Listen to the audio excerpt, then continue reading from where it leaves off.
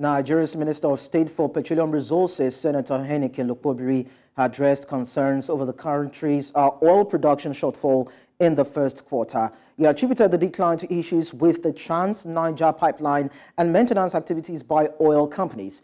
Assuring swift action, he stated that the problems have been resolved, anticipating a return to previous production levels of 1.7 million barrels per day.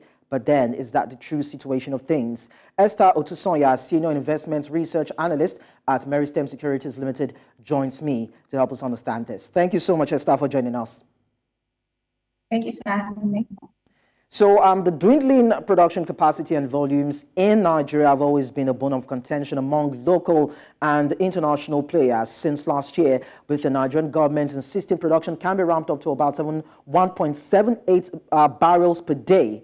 But now, this is where we are. Has reality set in? Well, since the new administration came in, we've seen improvements in the oil output for the country. But this year alone, there's been 2 consecutive monthly declines in February and March, and the March figure is like the lowest since July last year.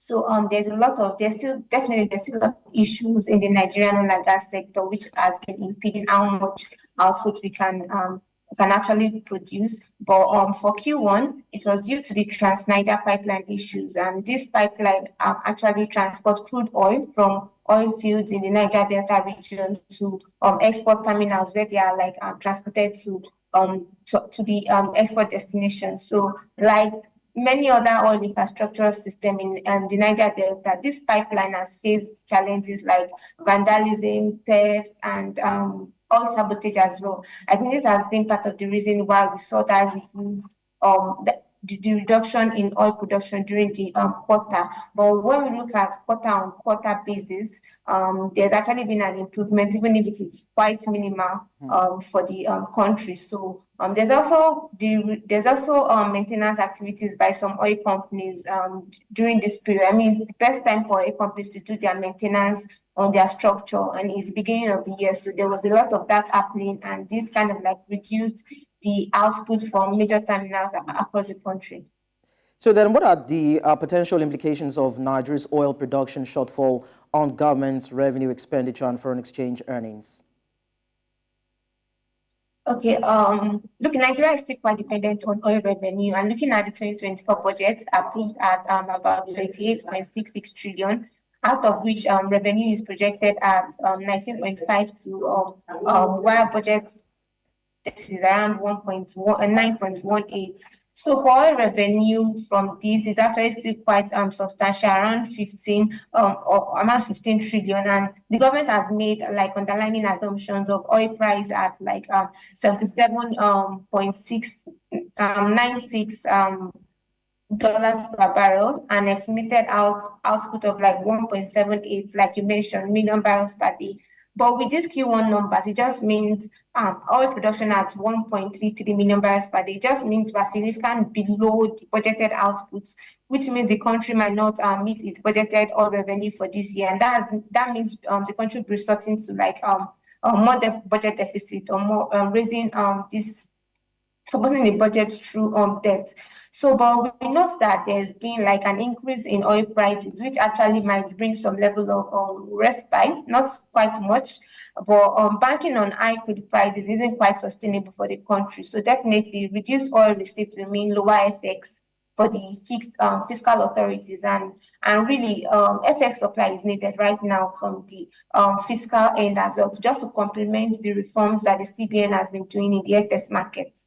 Obviously, Nigeria's challenges in the oil and gas sector are actually hydra-headed. The issues around pipeline vandalism, theft, forex issues are there. And when we look at it on the global scale, we see that there are some continents or countries who are trying as much as possible to ramp up production to meet their domestic demand, and of course for exports to other countries or other continents. But then let's look at it from that particular angle. We have a Nigerian crude oil market that has this commodity on the high seas, and it is finding it hard to get buyers for it. Why? Because some other countries are trying as much as possible to improve on production and shore up what they have. So with unsold crude accumulating, is Europe's refinery maintenance impacting the Nigerian oil market negatively or positively, or is there an alternative market that Nigeria is yet to explore and exploit? Definitely, the Europe accounts for like the largest of Nigeria's food export destination, and as such, the refinery maintenance that is ongoing there would just cause unsold crude in the Nigerian market to continue to accumulate. But the refinery's maintenance should be at its continuing phase for now. It is not expected to extend through the whole of Q2, and as such, due to that, we expect that the unsold crude for the Nigerian aid we kind of like become steady in the near term. Nigeria will be able to like export crude at a in the near term with less like accumulation. I mean, even the Dangote refinery is in operation, and we have like it just means we have another buyer of our crude. But despite that, the country still needs to optimize and look for more trade partners for its crude, just to mitigate the impact of such circumstances in the future. And there's been quite a lot of interest in the country's energy sector. But we know it's been quite tilted to the gas rather than the oil. But the government has actually made some outings in recent times that just to be able to like reach strategic partnership with some countries and investors that will be beneficial for the country. So it is not just reaching strategic partnership. There's still need for stability in the country oil and gas in the country's oil and gas sector itself. I mean, that is when we can actually enhance Nigeria's credibility in the eyes of these international traders as well. So there's a lot still needs to be done in the country's oil and gas sector. Well, a lot of players are actually still concerned about how much stability can come into that sector as it regards Nigeria, because when we still talk about issues around international market dynamics, there's also the lingering issue around geopolitical tensions and multilateral decisions flying here and there. And how is that impacting or influencing Nigeria's oil prices and production levels? Okay, well, for Nigeria, well, the Israel-Palestine war has initially had no significant risks to global oil prices because neither of the adversaries were major players in the oil sector, in the global oil market. But with the involvement of Iran, I mean, one of the largest producers of oil, launching missiles at Israel last week, this has just elevated the geopolitical risk premium and leading to a potential impact on supply levels globally. But we also saw Brent crude surge as high as $92 per barrel last week Friday. But seeing for Nigeria, there is no direct impact to our production levels because we are not actively in the war and we do not have so much direct trade relationship with the countries involved. But so there's no impact. We do not expect a lot of impact for Nigeria's oil production level due to the war. But for prices, I mean, we stand to benefit if crude prices will continue to elevate due to the increased geopolitical risk premium from the Israel-Palestinian war. So basically, the bulk of the challenges that Nigeria is facing as regards production levels in the crude oil has to do with domestic problems. But here is it. We have a Libya that is said to have overtaken Nigeria in terms of production levels. And Angola is also gaining ground in the Indian energy markets. Can Nigeria stay competitive in, of course, looking at these dynamics? Okay, well, like I mentioned earlier, there's been a lot done from the federal government to actually reach partnership with some countries, but really to stay competitive, it has to be what is being done on the Nigerian space to improve our existing structures and also like tackle the challenges that are existing in the sector, which are quite structural. We have insecurities, or we have vandalism, oil theft, and even the fact that some IOCs are moving from onshore to offshore. I mean, this just means that the government has a lot to do to be able to like improve the quality of the food coming out of the Nigerian market and also investments in the Nigerian market. Because it is when there is enough investment, that is when our output will be able to be we'll be able to accelerate. I mean, so for in that end, to be competitive, we have to tackle the challenges on the Nigerian end that before we are able to go into other markets. I know Libya and Angola specifically after leaving the OPEC, and they've been making some strides in that end. But to be competitive, we need to tackle challenges in Nigeria before we can be able to even play better in the global space. There's one other challenge that we need to talk about before we wrap it up on the show this morning. We talked about it last week, and that had to do with the issue around fuel subsidies, whether it's being paid or not. The Nigerian government has come out to vehemently say that it is no more paying subsidies, but then back end, it's been speculated that subsidies are being paid, because when you look at the fluctuation in terms of crude oil pricing, imports, and what we have at the pump that has been static despite the fluctuation in the global markets, then it could only speak more to the fact that something is being done back end to keep that price peg at that particular amount between 700 and 500 in some regions. Now, what is the issue as regards managing fuel imports and subsidies? And why does it seem as though the Nigerian government is saying it's not paying? I mean, we need to have an understanding of what is going on. Well, following the subsidy removal last year, there was licensing given to downstream oil and gas companies for the importation of petroleum products into the country. But these companies face challenges in obtaining sufficient foreign exchange to actually import these products, and this is due to the continued depreciation of Naira. So NNPC has resumed, just like you mentioned, the role as the sole importer of petroleum products, and despite the volatilities in oil prices and also depreciation of Naira, which would increase the cost of bringing in these products into the country, oil prices has remained unchanged since petroleum product prices has remained largely unchanged since last year. So it might be argued that subsidy is back, but the government has actually negated this, and for the near term, fortunately, with Dangote refinery set to supply petroleum products into the Nigerian markets, the local market, oil marketers can actually get this product directly from this refinery, from Dangote refinery, and not rely on importation. This should relieve the pressure of the government as a sole importer in the near term, and that way there won't be need for subsidy. I mean, if the government is no longer there as a middleman bringing the product into the country, the oil marketers can get directly from the refinery, so there won't be need for subsidy. So in the near term, I think things should actually become better. There should be more clarity and transparency in that, from that end, about subsidy and oil prices as well generally. So we also see an NNPC Limited that is struggling to secure petrol due to cash flow issues. Now, at this point, how can Nigeria improve its payment structure with international traders and local refineries? Okay, for one, improving Nigeria's payment structure with international traders and local refineries will require like addressing several factors.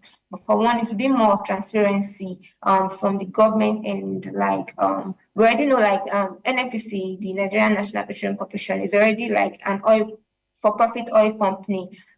Before it wasn't, and it was just like a government-owned corporation. I mean, with this already put in place, it means that we should expect more transparent financial reporting from NNPC. I mean, if that is already what is happening, what is being put in place, there will be the inclination to actually improve the payment structure with international traders, and also the country can actually encourage like partnership with public and private sectors in the development of like infrastructure as well. And this just kind of like mitigates the fiscal risk for the government, and that way there will be cash flow will be kind of like steady, and there won't be like hindrances in cash flow. Or that way also we can eventually improve the payment structure with international traders, and our credit worthiness and credibility in the eyes of traders and local refineries as well.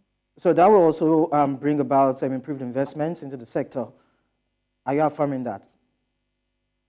Yes, definitely. I mean, eventually when the oil reforms eventually starts to work together and we start seeing changes, this is when we can actually have investment into the sectors, which we've not been seeing for a long time right now. So with everything put in place, continuous reforms and continuous commitments to tackling the challenges in the oil and gas sector, head on, all of the challenges head on, I think with the oil and gas, the Nigerian oil and gas be a preferable destination for energy investment from both local and foreign investors as well.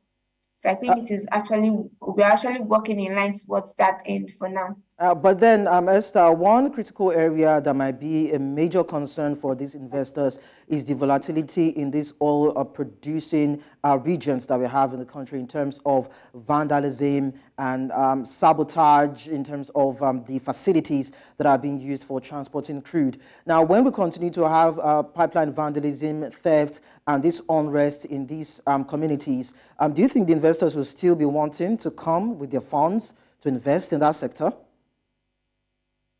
Well, no. If this should continue, investors want to continue investing in the sector, and that's why we've seen some oil and gas, international oil and gas companies trying to like divert their assets to offshore than onshore, where there's been a lot of securities issues, challenges with communities, and infrastructural deficiencies as well. So eventually, if we should see these challenges persist, we won't receive the investment as much as we want to. But that's just why the government has to tackle these issues head on, because really just the investment we have right now in the oil and gas sector cannot suffice for where we want the oil and gas sector to be. There's need for more investment inflow into the sector. Than just what we are seeing right now. There's need for like a significantly a large amount of investment to come into the sector to revive this existing structure, and not just in the upstream level. It is across the value chain, upstream, midstream, the refineries, and downstream as well. There's just need for a lot of investment in the Nigerian energy sector just to revive the sector and take the sector to where we really want to be. So for security concerns, I know the new administrations have been doing a lot to tackle that. There's been some illegal oil connection that's been targeted in recent times, and oil theft as well, but there's still much that needs to be done. There's a lot of infrastructural damage that's been done that needs to be done, that needs to be addressed to just ensure that output disruptions is just at the minimal. I mean, if the margin in the sector, upstream, midstream, downstream, if there's enough margin in the sector, I mean, that's when investors will see the investment attractive enough for to come into the country. So, Esther, before I let you go, you've talked about, you've actually recommended a raft of measures that need to be put in place. I've also talked about what the Nigerian government would need to do in its own capacity to deal with the endemic issues when it comes to oil production. A couple of months back, the Nigerian government demanded from OPEC Plus that production quotas should be improved. Of course, that is what it's asked for. But then that was when the speculation and the challenge around if Nigeria had the capacity to improve on what it can produce. And now we've seen a dwindle to about 1.2 million barrels per day, and the target is about 1.78 million barrels per day. Do you think if all these measures are put in place, will Nigeria be able to hit that particular mark, and how long do you think it will take? Okay, I'm saying that in January we did around 1.4, and but February and March it's decided a bit. So it is possible for us to actually reach 1.5 million barrels per day as per the OPEC quota. I mean, looking at what we've been doing in previous time, before the pre-pandemic time, we've seen that we actually have the capacity to do so. So these challenges just need to be addressed. We have the capacity to meet 1.5 million barrels per day production and even maybe exceed it. But reaching 1.78 of the government assumptions in the budget might be too much at the moment. But reaching the OPEC quota is very much possible for the country to reach in the near term. So just addressing these challenges, it isn't something that can be done just in in a few months. I mean, since the new administration came in, and they've been doing so much in this end, but there's still much that needs to be done, much in security, much in corruption, much in infrastructural deficiency, and even environmental challenges as well for these oil and gas companies. So it is when these issues are addressed and when investors perceive that these issues are getting addressed, maybe getting better. That is when we will see investment. Are really what is going to drive the oil sector's performance towards where we want it to be. So the investment is really what the government is trying to bring into the sector, and they've been committed to it. I hope it continues in the near term for us to really get the benefits of oil for the country as a whole. Okay, 1.7 million barrels, that's a no. 1.5 million barrels, that's a maybe. And that's not bad if Nigeria can hit those numbers. Esther Otusanya, Senior Investment Research Analyst at Meristem Securities Limited, thank you so much for your profound contribution on the show.